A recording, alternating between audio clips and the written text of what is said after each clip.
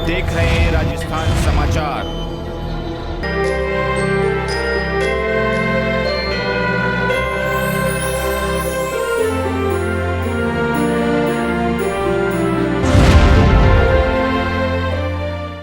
आसपुर के खैरमाल गांव में श्री जाबू खंड भैरव जी मंदिर के जीर्णोद्धार कार्यक्रम में रविवार को मुख्यमंत्री भजन लाल शर्मा पहुंचे।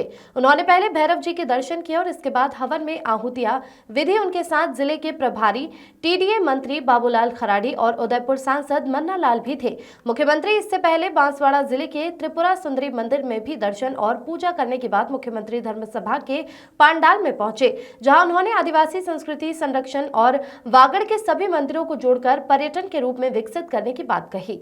सनातन संस्कृति की विरासत को संभाल कर रखने के लिए वागड़ के देव सोमनाथ, बेणेश्वर, विजवा माता, आशापुर माता जी सहित प्राचीन मंदिर और वागड़ की धरती आध्यात्मिकता का केंद्र है। हम सबको मिलकर संभाल के रखना है। ये बात रविवार को जिले के आसपुर क्षेत्र के खैरमल में स्थित जाबूखंड भैरव जी के मंदिर जीर्णोद्धार कार्यक्रम में मुख्यमंत्री भजन लाल शर्मा ने कही। मुख्यमंत्री ने मंदिर के हवन कार्यक्रम और मंदिर भैरव जी के दर्शन कर राज्य की खुशहाली की कामना की। इसके बाद धर्म सभा को पांडाल पहुंचकर लोगों को अभिवादन किया। स्वयंभू श्री भैरव जी के दर्शन मिलने का सौभाग्य प्राप्त हुआ। सदियों से जामुखंड आस्था का केंद्र है।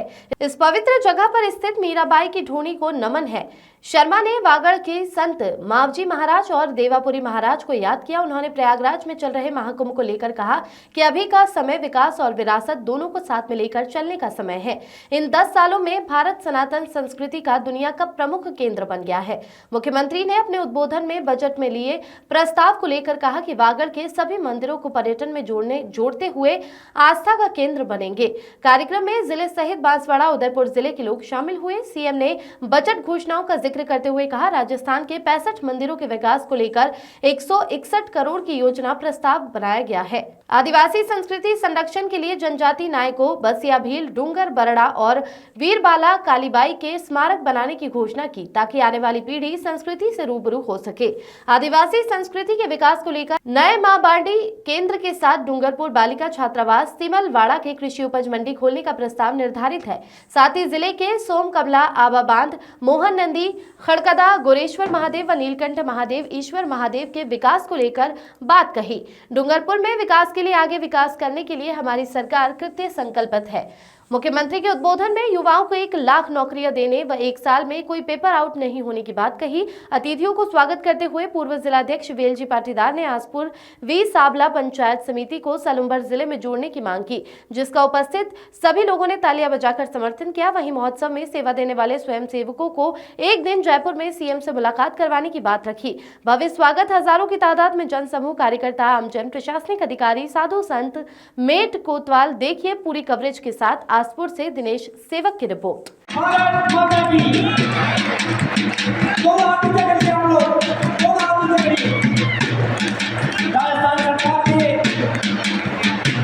मुख्यमंत्री महोदय माननीय भजन लाल जी शर्मा साहब का हम स्वागत करते हैं, अभिनंदन करते हैं, वंदन करते हैं।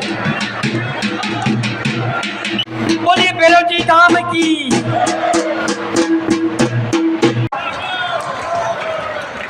तालियां बजनी चाहिए इसके लिए।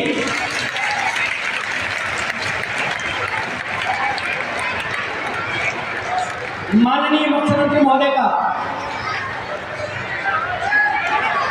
भव्य अभिनंदन इस भैरव जी धाम पर है।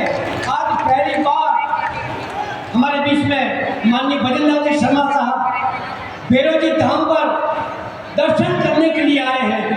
ये हम सबके लिए सौभाग्य की बात है। बहुत बहुत बधाई देते हैं। और इसी क्रम में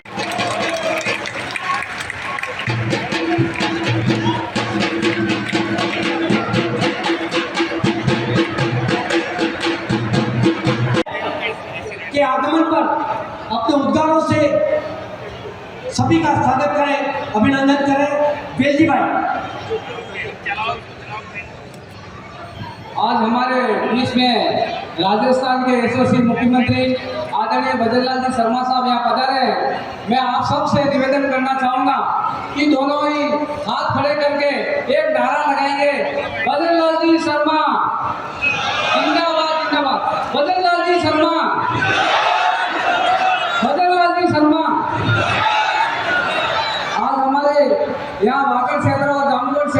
बहुत गौरव की बात है कि हमारे राजस्थान के मुख्यमंत्री बनने के बाद पहली बार हमारे इस बागड़ जामुखाड़ी दरा पर आदरणीय हमारे राजस्थान के यशस्वी मुख्यमंत्री यहाँ पधारे। उनका मैं तहे दिल से हार्दिक स्वागत और अभिनंदन करता हूँ। साथ में ही हमारे यहाँ के स्थानीय जितने भी गांववासियों और आसपास के जितने भी लोगों ने इस कार्यक्रम में भाग लिया, प्रत्यक्ष रूप से हमको जो सहयोग मिला है यहाँ पे इस कार्यक्रम में सहयोग करने के लिए, उन सबका भी मैं हार्दिक स्वागत और अभिनंदन करता हूँ। साथ में हमारे समाज स्तर पे किया और राजस्थान के मुख्यमंत्री जी और हम सब यहाँ बच्चा से सारे जयकारा लगाए भारत माता का। हमारे यहाँ सिंध के लिए हम यहाँ उपस्थित हुए हैं शंभू भैरव की बात के लिए जयकारा लगा के हमारी बात सुन करेंगे।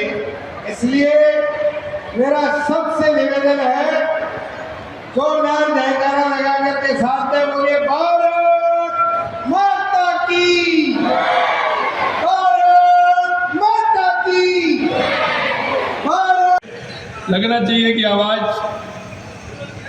पूरे क्षेत्र में जाए। दोनों हाथों को ऊपर करते हुए, हाथों की मुट्ठी बीचते हुए बोलेंगे जोर से, भारत माता की, भारत माता की।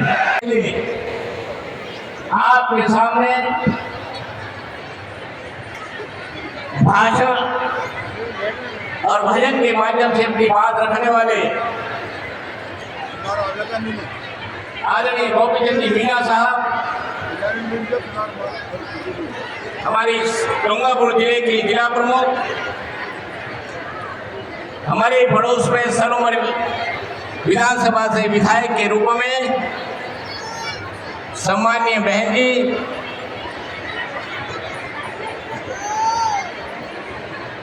हमारे पूर्व में जिलाध्यक्ष रहे आदरणीय हरी जी पाटीदार साहब, पूर्व में राजस्थान सरकार के मंत्री कि लगातार वो काफी समय से इस कार्यक्रम के बारे में मेरे से कह रहे थे और ये कह रहे थे कि आप आएंगे। मैंने 2-3 बार कार्यक्रम आगे भी बढ़ा, लेकिन मैं धन्यवाद उनको इस बात के लिए देना चाहता हूं कि आज एक साथ आप सभी के दर्शन का लाभ मिला। इसके लिए मैं उनको धन्यवाद देना चाहता हूं कि आप सभी के दर्शन का लाभ मुझे मिला है।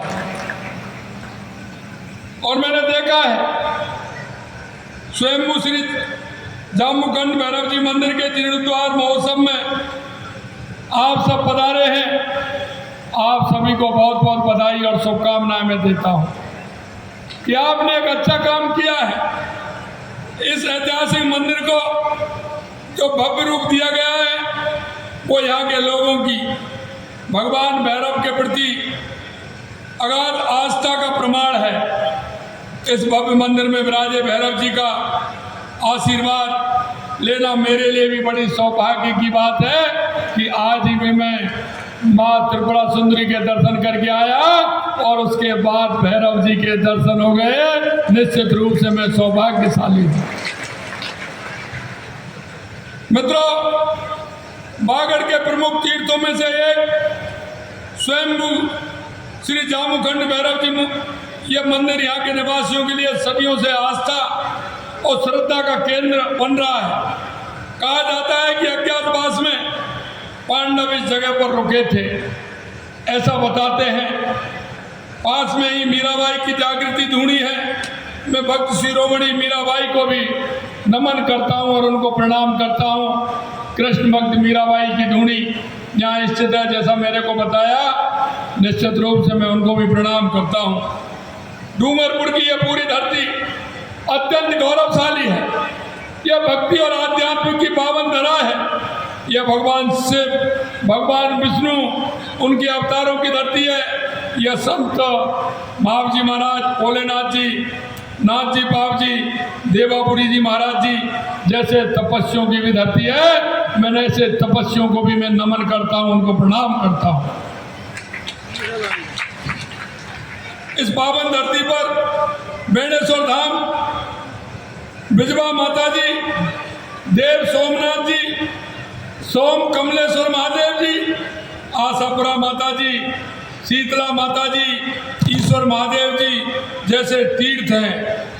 आज यहाँ श्रद्धालुओं का जनसैलाब उमड़ा है। वह यह बता रहा है कि यह धरती आध्यात्मिक रूप से कितनी समृद्ध है और कितनी मजबूत है, यह जनसैलाब बता रहा है। मंदिर सनातन संस्कृति की आत्मा है।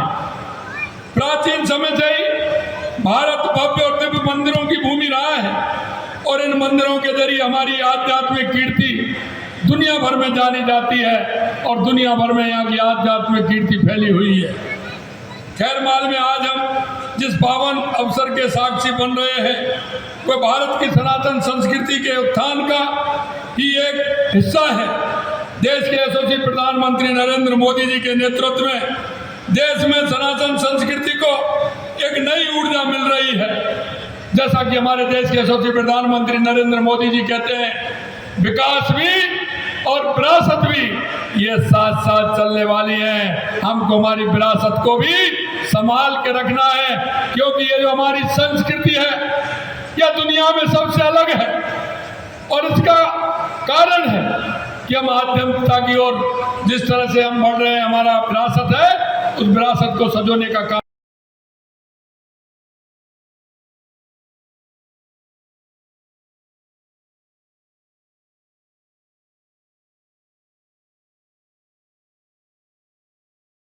फिर से आध्यात्मिक और सनातन संस्कृति का एक दुनिया का प्रमुख केंद्र बन गया, दुनिया का प्रमुख केंद्र बन गया।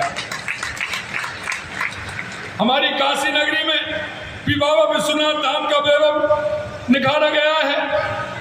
उज्जैन के महाकाल के महालोक काल का निर्माण भी मोदी जी के समय में ही हुआ है और इसी समय चाहे हम सोमनाथ जी को ले लें या केदारनाथ जी को ले लें, हमारे जो आस्था के केंद्र थे, हमारी जो विरासत थी, उसको बढ़ाने का काम देश के यशस्वी प्रधानमंत्री नरेंद्र मोदी जी ने किया है।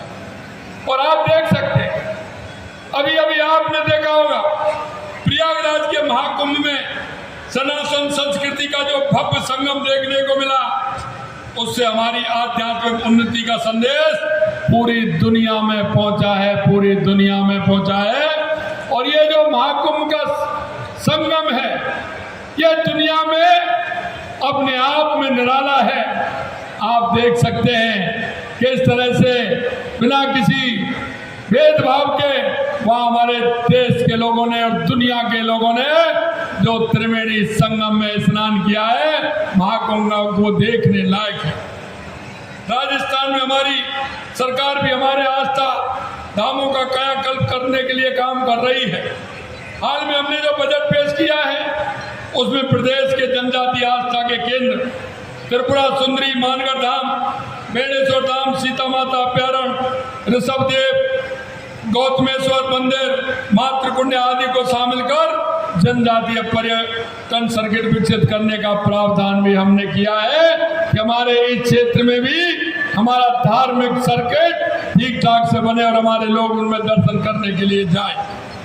हमारी सरकार वरिष्ठ नागरिक तीर्थ योजना के तहत श्रद्धालुओं को अयोध्या, काठमांडू, पशुपतिनाथ और अन्य तीर्थ स्थलों की यात्रा करवा रही है। इस बार के बजट में हमने इनके लिए भी विशेष प्रावधान किए हैं।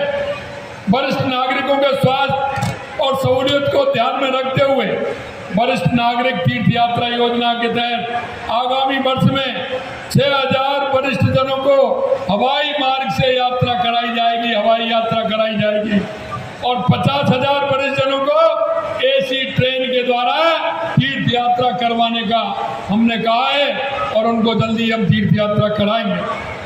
इस बजट में हमने राज्य के बाहर के देवस्थान विभाग के मंदिरों के स्वरूप को निखारने के लिए 161 करोड़ रुपए का प्रावधान किया है। हमारे राज्य के अंदर जो हमारे मंदिर हैं या हमारे राज्य से बाहर किसी भी प्रदेश में हमारे मंदिर हैं, उनके उत्थान के लिए हमारी सरकार ने 161 करोड़ रुपए का प्रावधान रखा है। मंदिरों में भोग की राशि को बढ़ाकर 3000 रुपए किया है। पुजारियों का मानदेय बढ़ा करके 7,500 रुपये प्रतिमा किया है। हम खाटू श्याम जी मंदिर को भव्यता प्रदान करने के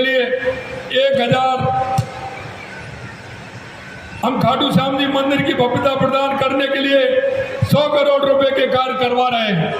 दीपावली, होली, शिवरात्रि, रामनवमी आदि को आमजन पूरी श्रद्धा के साथ मना सके, इस दृष्टि से लगभग 600 मंदिरों में इन अवसरों पर विशेष पूजा अर्चना आरती कार्यक्रम आयोजित किए जाएंगे। हमारी सरकार ने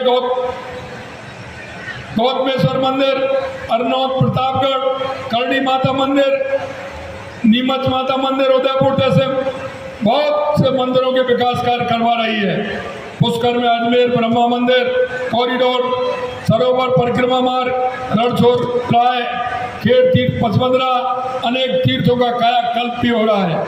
साथ ही धुलेश्वर महादेव, गुड़ामलानी, अम्बे माता मंदिर, सुमेरपुर प्रेमों के लिए सौंदर्यकरण और आधारभूत सुविधाओं को करवाए जा रहे हैं। मैं एक और निवेदन करना चाहता हूँ। हम आदिवासी संस्कृति के संरक्षण के लिए काम कर रहे हैं। जनजाति के नायकों की पहचान स्थापित करने के लिए उदयपुर में कालीबाई भील, बांसवाड़ा में बांसिया चरपोटा और डूंगरपुर में डूंगर बंडा स्मारक बना रहे हैं, जिससे हमारे वो धार्मिक स्तर भी हमारे जनजातीय समुदाय के योगदान को सम्मानित करने के लिए हमने आदिवासी गौरव सम्मान प्रदान कर रहे हैं। जनजाति के बच्चों को गुणवत्ता शिक्षा मिले, इसके लिए शिक्षा की बुनियादी ढांचे और सुविधाओं को बेहतर किया जा सके और गुणवत्तापूर्ण शिक्षा उनको दिया जा सके, इसके लिए भी हमारी सरकार काम कर रही है। छात्रावासों में रहने वाले विद्यार्थियों का मेस भत्ता 2,500 से बढ़ा करके 3,000 रुपये प्रतिमा कर दिया है। खेल अकादमी में रह रहे खिलाड़ियों का भत्ता 2,600 से बढ़ा करके 4,000 किया है। आदिवासी क्षेत्रों में नए आश्रम, छात्रावास, 3 नए आवासीय विद्यालयों का निर्माण कर रहे हैं। हमने माहवाड़ी केंद्रों में कार्यरत रसोइयों और शिक्षकों के मानदेय में 1 अप्रैल 2024 से 10% की वृद्धि का काम किया है और 250 नए माहवाड़ी केंद्र भी स्वीकृत किए गए हैं। जनजाति परिवारों की लघु वन उपजों की बेहतर मार्केटिंग के लिए 350 वन केंद्रों का गठन किया गया है। हम डूंगरपुर सहित प्रदेश के 15 शहरों में रिंग रोड का निर्माण करवाएंगे, जिससे डूंगरपुर के लोगों को हैवी ट्रैफिक से निजात मिलेगी, आसपास के इलाके का भी विकास होगा। डूंगरपुर के लोग लंबे समय से कॉलेज भवन निर्माण की मांग कर रहे थे, जिसे हम पूरा करने जा रहे हैं। जिला मुख्यालय स्थित महाविद्यालय के निर्माण के लिए स्वीकृति दी जा चुकी है। इसके साथ ही बालिकाओं के लिए महाविद्यालय स्तरीय बालिका छात्रावास का निर्माण भी हम करा रहे हैं। सोम कमला अम्बा बांध से मानसून के सरप्लस पानी को मोरन नदी बेसन और लाड़ेश्वर बांध तक पहुंचाने के लिए उच्च स्तरीय रिचार्ज नहर का निर्माण कराएंगे। मोरन नदी को पुनर्जीवित कर खड़गदा गांव के विकास और गोरेश्वर महादेव, नीलकंठ महादेव मंदिरों का स्वरूप निखारने का काम भी हम करेंगे। सिम्मलवाड़ा में कृषि उपज मंडी खोलेंगे ताकि किसान को अपने नजदीक ही इस मंडी में उचित दाम और अपनी उपज को ठीक प्रकार से बेच सकें। साथियों, विकास भी और विरासत भी का जो माननीय प्रधानमंत्री जी का मूल मंत्र है, हम उसे आत्मसात कर आगे बढ़ रहे हैं। मैं भैरव जी महाराज से यह कामना करता हूं कि हमारे इन प्रयासों के लिए अपना आशीर्वाद प्रदान करें, ताकि हम प्रदेशवासियों की सुख समृद्धि के लिए ज़्यादा ऊर्जा के साथ काम कर सकें। मैं कहना चाहता हूँ, आपके क्षेत्र के लिए हमने पिछले बजट में हमने देखा होगा कि डूंगरपुर के विकास के लिए मेरे पास बहुत सारे काम हैं जो हमने डूंगरपुर के विकास के लिए किए हैं और हमने पिछले बजट में भी किए।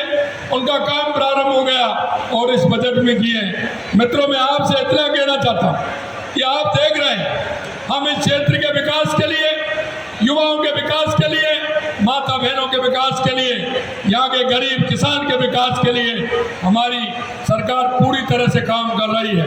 हम चाहते हैं ये हमारा बागड़ का क्षेत्र पर्यटन की दृष्टि से भी आगे जाए, यहाँ उद्योग भी लगे और यहाँ के लोगों का जीवन स्तर भी आगे बढ़े।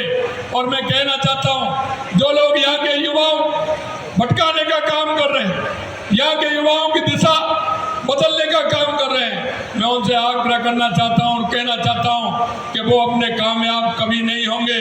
हमारे युवा मेहनत करेगा और आप देख रहे हैं लगातार हमने कहा कि हम 1 लाख नौकरियां देंगे, 60,000 हमने दे दी, जुलाई में घोषणा की थी, आप देख लेना 1 लाख नौकरी देने का काम युवाओं के लिए हम करेंगे। मैं हमारी माता बहनों से भी कहना चाहता हूँ, हमारी बालिकाओं से भी कहना चाहता हूँ, आप देख रहे हैं हमने पूरे साल का कैलेंडर निकाला, आप तैयारी करिए, तैयारी करते हुए आप आइए, पेपर दीजिए।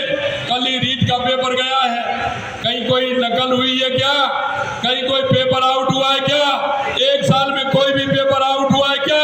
मैं आपको बता सकता हूँ कि युवा के जो सपने होते हैं कोई किसान के सपने होते हैं, किसान उस युवा पर निर्भर रहता है, कोई हमारे मजदूर के सपने रहते हैं। मैं आपको इतना ही विश्वास दिला सकता हूँ कि आपके सपनों को हमारी सरकार पूरा करेगी। और जिस तरह से उस सरकार ने 1 साल पहले कांग्रेस की सरकार ने जो पेपर रद्द करने का और पेपर लीक करने का जो काम किया था, आप लगातार 1 साल से देख रहे हैं कि हमारे सही समय पर पेपर भी हो रहे हैं और सही टाइम से भी हो रहे हैं और सही प्रकार से भी हो रहे हैं। मैं आपसे इतना ही कहना चाहता हूँ, विशेषकर युवा भाइयों से कहना चाहता हूँ, आप आगे आइए, मेहनत करिए, परीक्षा दीजिए और आपको समयबद्ध तरीके से रोजगार दिया जाएगा, रोजगार दिया जाएगा। इसकी गारंटी हमारी सरकार आपको देती है। देश के यशस्वी प्रधानमंत्री नरेंद्र मोदी जी कहते हैं 4 जातियां हैं, किसान, मजदूर, युवा, महिला। हमारी सरकार इन 4 जातियों के लिए काम करने के लिए पूर्णतः तैयार है और कर रही है। 1 साल में आपने परिवर्तन देखा होगा, किस तरह का परिवर्तन पूरे प्रदेश के अंदर हुआ है। मेरे भाई और बहनों, आप विश्वास करिए, जिस संकल्प पत्र को लेकर आपके बीच में आए थे, हम एक वायदे को पूरा करेंगे, एक वायदे को पूरा करेंगे। यही मैं आपके बीच में कहना चाहता हूं, क्योंकि अगला कार्यक्रम भी है। मैं यहाँ लेट हुआ, आपके डूंगरपुर के काम मेरे पास बहुत हैं जो हमारी सरकार ने किए हैं, आप सभी को पता है। मैं इनको कभी मौका मिलेगा और भी बताऊंगा। हमारे मंत्रीगण, हमारे विधायकगण आपको बताएंगे कि हम किसी भी प्रकार के इस क्षेत्र के विकास के लिए कोई कोर कसर नहीं छोड़ेंगे। मैं पुणे क्षेत्र के सभी लोगों को, क्योंकि बेल जी मेरे से बता रहे थे, क्योंकि किसान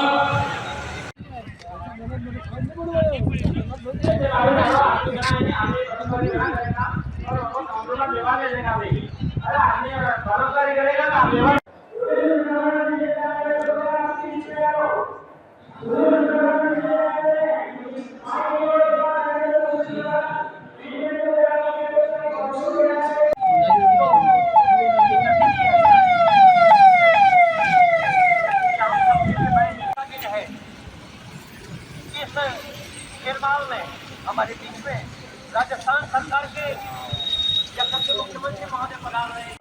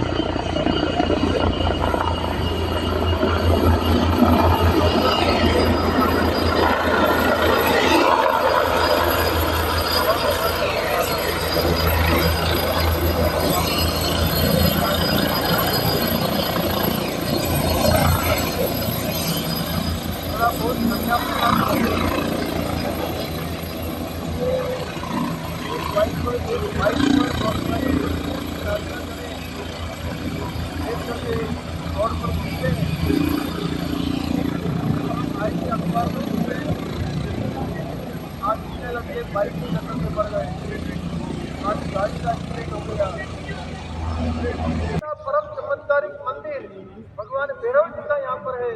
पूरी शुद्धता पवित्रता के साथ साथ शुद्ध मन से अगर आप भक्ति करेंगे, सब प्रकार के विघ्नों से, कष्टों से भगवान भैरव दादा आपकी रक्षा करेंगे। भारत माता की जय। कैमरे के सामने हमारे प्रांत के माननीय मुख्यमंत्री बिल्कुल पीछे मुख्यमंत्री से अपने मन की भावनाएं पूरी करें। जो वक्ता यहाँ पर बैठे हुए हैं, जो मुख्यमंत्री खेरमाल वासियों को खेरमाल का कार्यक्रम का सम्मान बढ़ाया है, इसके लिए मैं आपका बहुत ही आभार व्यक्त करता हूँ। आपको बार बार धन्यवाद आभार। तो पीछे वाले वही रुक जाओ, जहाँ थे वही रुक जाओ, इनका हो गया वो रुक जाओ। बोलिए बेनेश्वर धाम वही रोक के रखो। दिलीप जी की धरा पर आपका नहीं 140 सीढ़ियाँ हैं।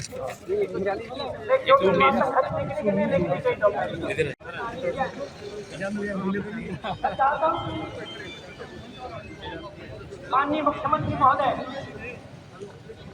केवल और केवल धन्यवाद देता हूँ। यहाँ पर लगातार हो बजट जो जनता के मनोकामना हमारे पास है और राज्य सरकार धन्यवाद।